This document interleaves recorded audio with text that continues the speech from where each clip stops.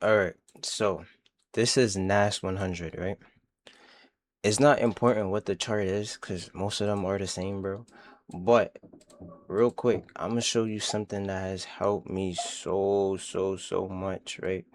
And everything I'm saying is things I learned from ICT.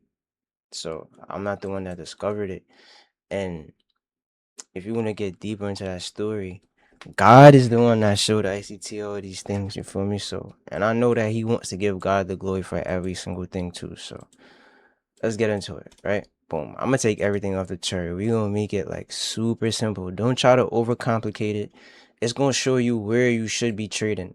And just from looking at this, you see the market is going up. So like if you're gonna sell, then you gotta be very careful. I could show you when you can sell, right? But let's get into it. Cool. Simple. See this gap right here? When you look at the gap, you can see that this candle ended right here. This candle starts right here. So boom, there's a gap in there, right? When you look inside of this gap right here, pay attention to how price can't close below it, right?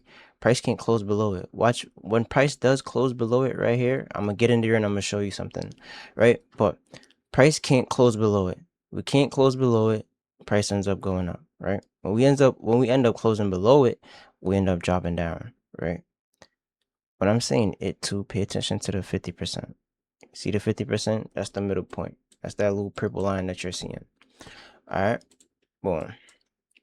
Let's get on the 4 hour. Now, on the 4 hour, you can see when you should be selling, right? When should you be selling, right? You see when price stabbed down here, we had this close. Cool. The thing about it, in a very bullish market, if you're gonna sell at all-time highs, you have to get in and get out. If we're staying above that 50% right there, even like because we was looking at the daily, but now my phone, let me come over more. But now we're looking at the 4 hour, right? If we're above that, try to buy. But when should you buy? Pay attention to the times. From 7 to like 11 in those times, right? ICT call those, what does he call them? I forgot what's he called them. Time zones. I forget what he called them, but that's the New York time zone right there. Official New York Open is from 9:30. It starts at 9:30, and then the lunch session starts around 12. Right? So for me, right? For me, if I see the market is above here, right? Like let's say today. Today we had FOMC, which is just news. You don't really gotta worry about that. But you shouldn't touch it anyways. That's why I say you don't gotta worry about it. Look, let's say on a day like this where we see that price stab down, but we didn't close below the 50%. If we get on the 1 minute, right? I'll see in there. That looks nice. What time was this? Okay. So even though it was FOMC today, price was still respecting it. We get down on the 1 minute. So when would I buy, right? When would I buy? I would buy when I see that we're above and we're in that 9:30 to 11, right? Once I see that we are above that, then I'm just waiting. I'm just waiting for a fair value gap to tell me that we want to continue higher. And look, if you pay attention to the gaps that send price lower and you mark them off, then you can understand when price is no longer bearish and we want to start going up, right? Like pay attention. This fair value gap sent price lower, right? If this, you see this gap from here to here, right? You see how that sent price lower? Now watch this. It couldn't send price no lower no more. We came and we shot above it. And what did price do to show you that we want to continue going up, right? It came and it tapped it and continued up, right? If this, that's how you know what fair value gaps to pay attention to, right? Price is clearly showing you that we're using this to send price lower, right? You don't just look at what it's showing you. It's clearly telling you that from here we're sending price lower, but watch when price came back to it. Price came back to it. Boom, we see a rejection. It's not time to get in. I wouldn't even touch that yet. But after we went up and we see that price clearly came back down and touched it, we shot up. right? Like we don't have to overcomplicate it. And for me, right, I don't know if this is just me being foolish or anything, but bro, before 1020, I feel like there's fade outs. Like I don't think the sustained run, and like just that's just from what I've seen. Like me not taking a trade until 1020. It But for some reason, bro, it saves me. It literally saves me all the time. So look, if even if you trade this fair value gap right here, you put your stop loss right here, I don't think you would have lost that, right? Nah, you wouldn't have lost that. But for 1020 for me, right? If I'm looking at it and I see that price came and now we're going up, that's when I would buy, right? That's exactly when I would buy. If we want to talk about sells, when would you sell? Let's look at one that already happened. And if y'all want to see a video of me actually doing this, like live sitting down and trading, let me know.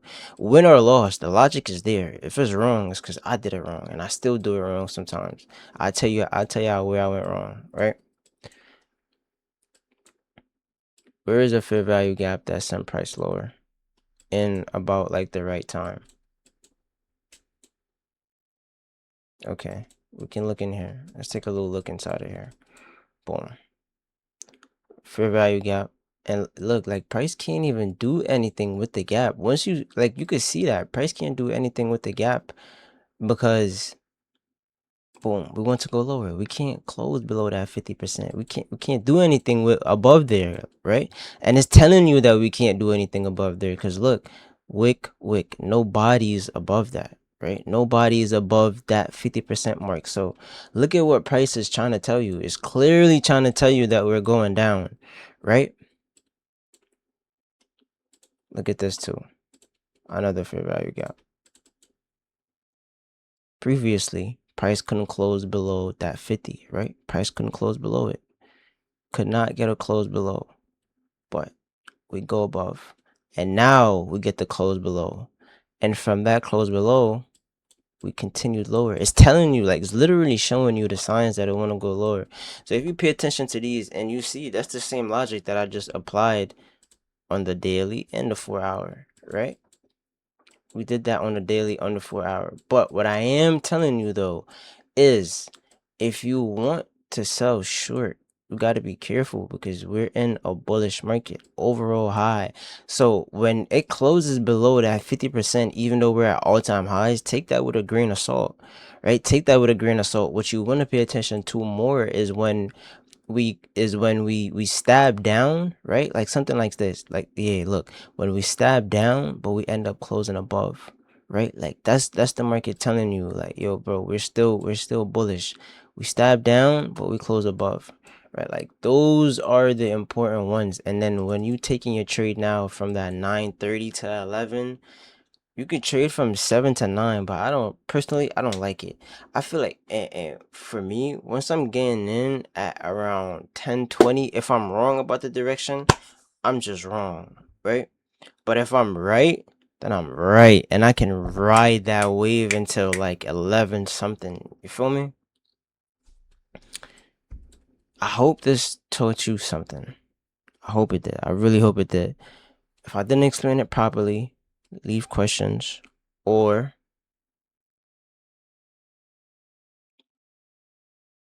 just leave questions and I'll answer or I'll make another video. All right. You have a very blessed rest of your day. Be safe.